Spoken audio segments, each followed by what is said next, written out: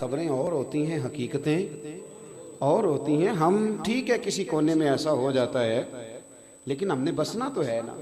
تو مجھے ایک صاحب کہنے لگے پاکستان کا بڑا برا حال ہے. میں نے کہا مثلا؟ کہنے لگے پیر سارے لٹیرے اللہ ماشاءاللہ، مولوی سارے لڑانے والے، سیاستدان کھانے والے، عوام میں نفسا نفسی ہے. میں نے کہا آپ بیٹھے ہیں باہر، آپ پڑھتے ہیں موٹی موٹی اخبار، آپ ہمارے ملک میں آئیں. اگر آج بھی ہر جگہ نعتیں چل رہی ہیں نا اور ہر جگہ ذکر ہو رہا ہے، خانقاہیں آباد ہیں، سارے پیر جعلی ہوتے تو نعتیں جاری نہ ہوتی.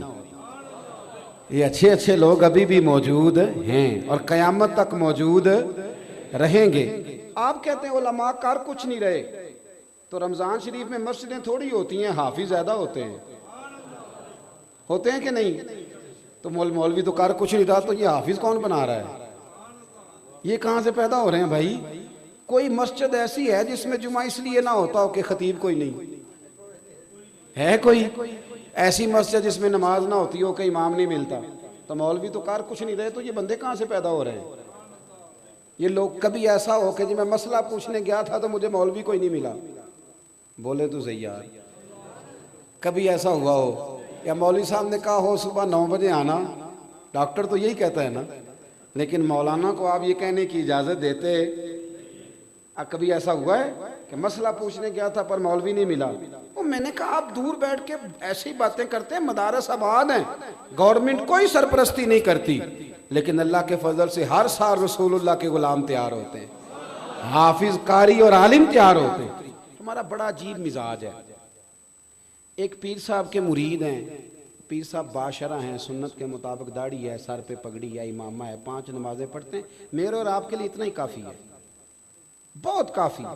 اس کے اندر کیا ہے، وہ کھا کتنا گیا ہے، وہ لے کتنا گیا ہے، اور اس نے بنا کیا لیا ہے، یہ حساب لینے کی ڈیوٹی اللہ کی ہے. نہ ہم نے دیا ہے نہ حساب ہمارے. سنت شریعت کا پابند ہے، اس سے زیادہ ہمارا تفتیش کرنا بنتا، لیکن ہم نے تو حد کر دی. جب اللہ تعالیٰ کسی کو مال دیتا ہے نا تو وہ بندہ سیاںا بھی ذرا زیادہ ہو جاتا ہے دوسروں سے. اس کی سارا دن نا مشورے دینے میں اس کا وقت گزرتا ہے. علماء کو بھی مشورے دیتا ہے. وہ کہتا ہے اس موضوع سے جمعہ پڑھایا کرو، اس لیے کہ آج کل اس موضوع کی ضرورت ہے، چونکہ 50,000 جو دیتا ہے مسجد میں سال کے بعد. تو میں کہتا ہوں اکثر کہ تیرے پاس پیسے نہ ہوتے تو پھر میں پوچھتا تجھ سے مشورہ کون لیتا ہے. اپنی حیثیت کا تعین کرو، کس چکر میں پڑ گئے؟ سارا دن مشورے دیتے گزر جاتی. اللہ نے اپنے فضل سے نواز دی ہے، بس کرو. سب سے تو سیاںا. حضرت سالم بن عبداللہ رضی اللہ تعالیٰ عنہ کے پاس پیسے آئے تو حضرت عثمان غنی نے انہیں کہا کہ مبارک ہو اللہ نے مالدار کر دیا. تو فرمانے لگے یار چھوڑو، پہلے لوگ میری ذات کی عزت کرتے تھے، اب میری جیب کی کرنے لگ گئے. اتنے ہی ٹھیک تھے جتنے ذات کی عزت کرتے. مجھے پتا تو تھا کہ میرے کمال کی وجہ سے. میرے ایک مدرسے کا طالب علم تھا تو کچھ لوگ میرے پاس آئے، کہنے لگے پیر صاحب بچہ دے دے نماز پڑھانے کے لیے. دے دیا. پھر شکایت آ گئی، کہنے لگے عصر کی پہلی 4 سنتیں نہیں پڑھتا اور عشاء کی پہلی 4 سنتیں نہیں پڑھتا. میں نے کہا واپس کر دو. کہنے لگے جی آپ تو ناراض ہو گئے. میں نے کہا یار جس چیز کی پابندی اللہ رسول نہیں لگاتے تم کیوں لگاتے ہو؟ رب رسول اگر وہ سنتیں ضروری ہوتی تو فرض کر دی جاتی.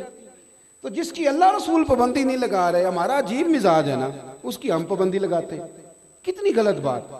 اور میں چاہے چوتھی رکعت میں شامل ہوں، امام صاحب پر پابندی ہے کہ نہ وہ بچہ دیکھیں نہ بیمار دیکھیں، وہ اذان سے پہلے مسجد آئیں اور جب تک آخری سیٹھ باہر نہ نکلے وہ باہر نہ جائیں. ایسے تو نہ کرو یار، کم از کم خیال کریں تھوڑا سا. ہر شخص کی ضروریات ہے جس طرح میری اور آپ کی. اور ہمارا مزاج ہے 99 خوبیاں ہوں گی، ایک خامی ہوگی پر ہم خامی کا ذکر کریں گے. حالانکہ انسان ہے، ایک خامی تو رہے گی، خامی کا ذکر کریں گے. مجھ شیخ صاحب نے کہا تھا کہ اگر آپ کے بچے تعلیم حاصل نہ کریں تو آپ کیا کہیں گے؟ تو میں نے کہا میں کہوں گا کہ میرے سے مدرسے کے بچوں کے ساتھ زیادتی ہو گئی ہے، اس لیے میرے بچے نہیں پڑھ سکے. اگر میں ان سے پیار کرتا تو رب میرے بچوں پہ بھی فضل فرماتا، لیکن ان کے ساتھ ظلم ہوتا رہا. دیکھیں نا، تقوی بیان کرتا ہوں میں کہ میں نے کبھی مدرسے کا کھانا نہیں کھایا، حالانکہ تقوی یہ ہے کہ تو وہی کھانا کھا جو مدرسے کے بچے کھاتے، تیرے بچے بھی وہی کھائیں تاکہ تجھے پتہ چلے کہ یتیم مسکین بیچارے کیسے گزارا کرتے. تو وہی کھا جو کپڑے مدرسے کے طالب علموں نے رمضان میں پہنے ہوتے ہیں نا، وہ آپ کا چوکیدار بھی نہیں پہنتا. وہ ملازم بھی نہیں پہنتا.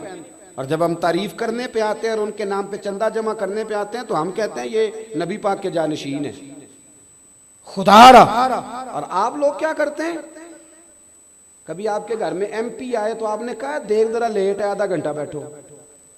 بولو. بچے کا رشتہ دیکھنے والے ہیں تو ان سے کہتے ہو کہ کھانا لیٹ ہے آدھا گھنٹہ بیٹھو. طالب علموں کو تو آپ کہہ دیتے ہیں کہ کھانا لیٹ ہے ذرا 2 پارے اور پڑھ لو. کس جرت کے ساتھ کہتے ہو؟ یہ رسول اللہ کے دین کے محافظ نہیں؟ یہ نبی پاک صلی اللہ علیہ وسلم نے ان کی عظمتیں بیان نہیں کی؟ کیا سمجھا ہوا ان کو؟ لوارث ہیں. جو جس کے معنی میں آئے ان کے ساتھ کرے. اور پھر آپ دعویٰ کرتے ہیں کہ ہمیں اسکالر ملے مدارس سے. حالانکہ مدارس اپنا کردار ادا کر رہے ہیں، میں شروع میں کہہ چکا ہوں. لیکن جو ان کے ساتھ ظلم ہو رہا ہے اس کا احاطہ کرنا بھی بڑا ضروری ہے.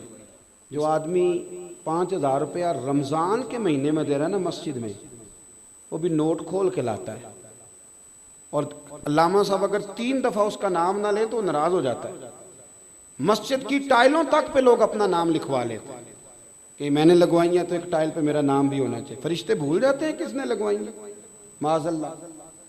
کیا آپ کیا بات کرتے ہیں؟ تھوڑا سا اس سے پیچھے ہٹیں. تھوڑا سا اخلاص، حسن. دین کو ضرورت ہے مخلص لوگوں. میری طرح کے کئی لوگ دین کا نام لے کے صرف اپنا قد اونچا کرتے ہیں. اخلاص شرط ہے. مخلص ہو جائیں.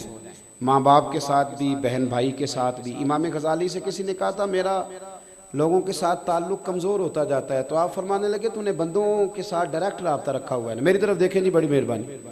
تو نے بندوں کے ساتھ رابطہ رکھا ہوا ہے نا. فرمایا جب بھی کسی بندے کے ساتھ تعلق بنانا تو بیچ میں رب کی رضا شامل کر لے. ڈائریکٹ رابطہ نہ رکھ، بیچ میں اللہ کو لے آ. پھر تیری توجہ ادھر نہیں ہوگی، پھر تیری توجہ رب کریم کی طرف ہوگی. مخلص ہو جائیں. مخلص.